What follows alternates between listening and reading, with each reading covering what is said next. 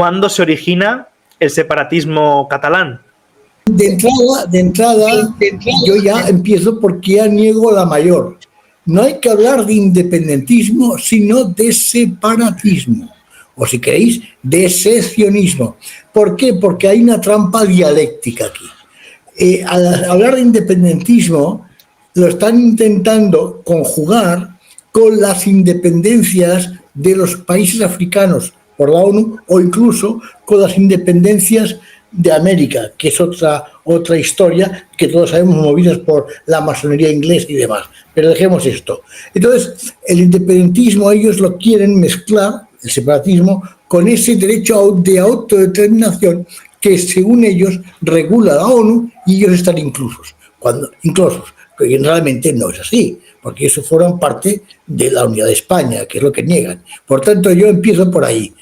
Hay que hablar no de independentismo, sino de separatismo.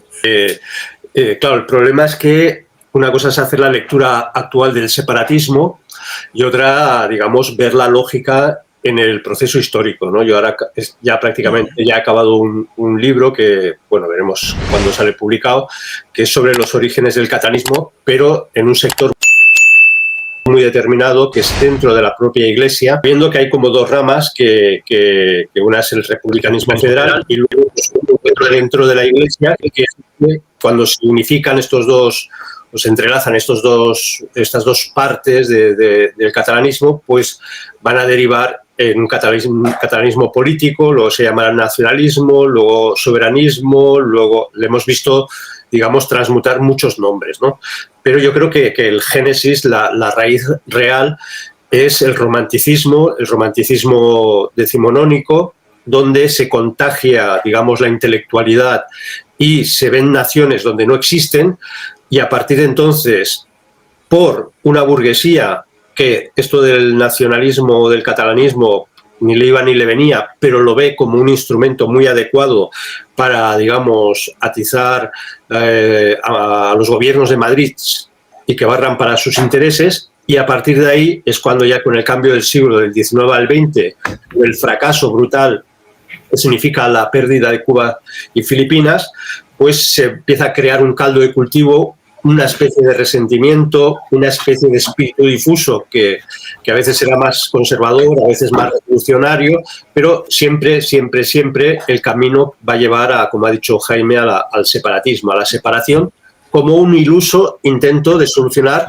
problemas que ha creado la propia oligarquía que domina Cataluña. Suscribo totalmente lo que acaba de comentar ahora Javier y lo que ha dicho anteriormente Jaime Serrano. Es así. Pero si me permites, yendo a lo nuclear, es cierto, como decía ahora Javier, pues que el origen de todo está en el romanticismo, cuya variante en Cataluña se llama la Renaixença, y es un sentimiento, el nacionalismo es un sentimiento que luego pues deviene en separatismo, como muy atinadamente dice don Jaime, no caigamos en esa trampa dialéctica de hablar de independentismo.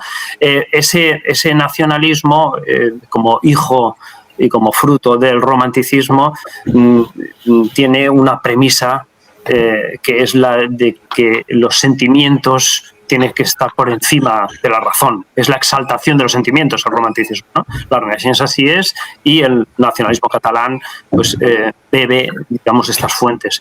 Y pongo simplemente un dato. Prósper de Bofarull, que es un historiador, es el primero que aplica esta deformación nacionalista, esta exaltación de los sentimientos que deforma también la historia.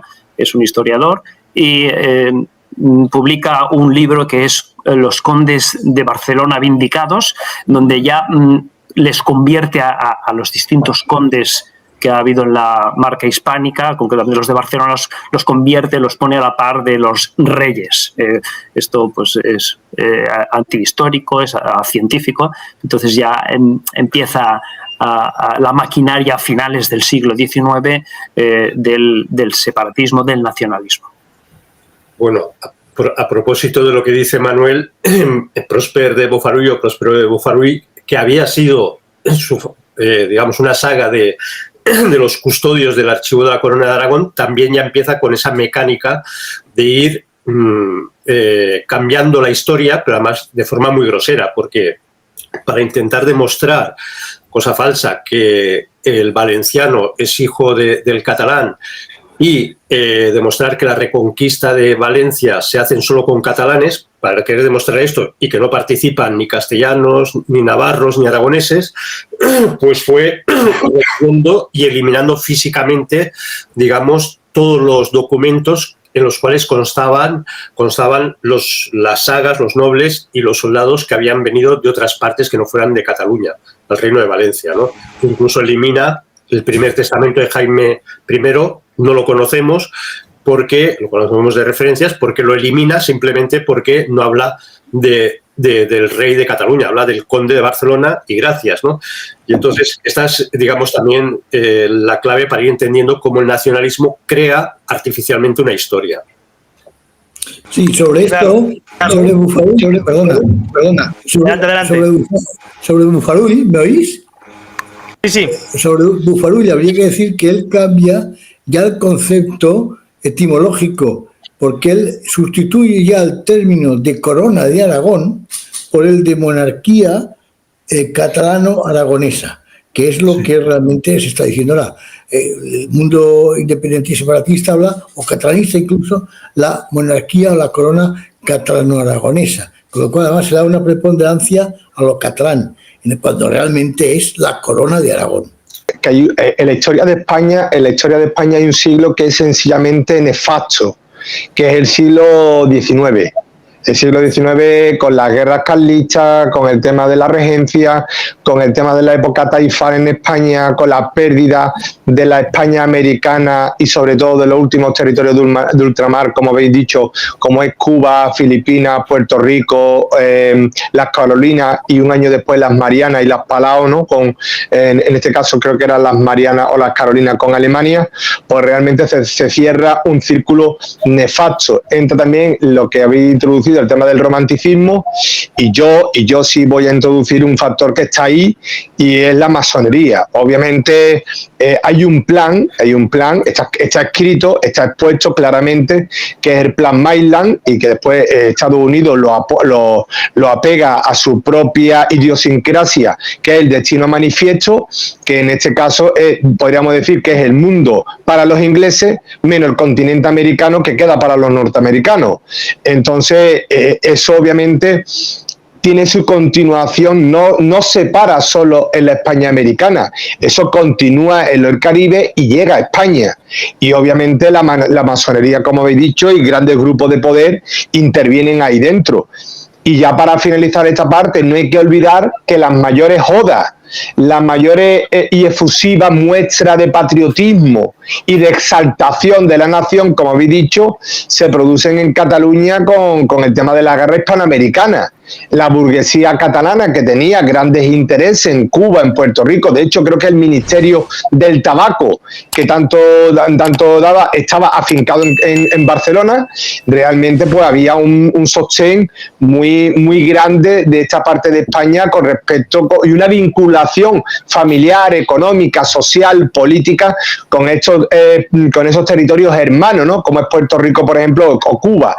Esto se corta o desaparece con la pérdida o con la guerra de hispanoamericana de 1898, y es lo que tú dices, y eso hay una nueva búsqueda donde el nacionalismo, por cierto, donde el nacionalismo prácticamente hasta ese momento era residual.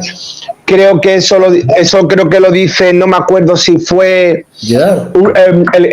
este catalán que fue primero militar, que no sé si era Cambó, no me quiero equivocar, que él lo decía, que él iba por la Cataluña interior, y cuando hablaba del independentismo, del separatismo, mejor como dice mi tocayo Jaime, prácticamente lo veían como un bicho raro, ¿no? Todo eso cambia radicalmente. Eso Gil decía eso. cambia radicalmente con este suceso nefasto. O sea que no me voy a extender mucho más en esta primera intervención, pero ahora hablaremos del nacionalismo, pero tiene un fuerte componente que está sustentado desde el exterior, y yo en este caso vuelvo a decir lo mismo. Hay un interés masónico y un interés de, sobre todo de Inglaterra por todo, porque quieren una España débil. De hecho, el que Portugal no esté y que el tratado más antiguo que hay prácticamente en Europa y sobre todo en la península ibérica, que data de 1701, es entre Portugal y Reino Unido, ¿no? Bueno, mejor dicho, entre Inglaterra de aquella entonces, todavía no era Reino Unido, tardaron unos pocos años en conformarse el Reino Unido, ¿no?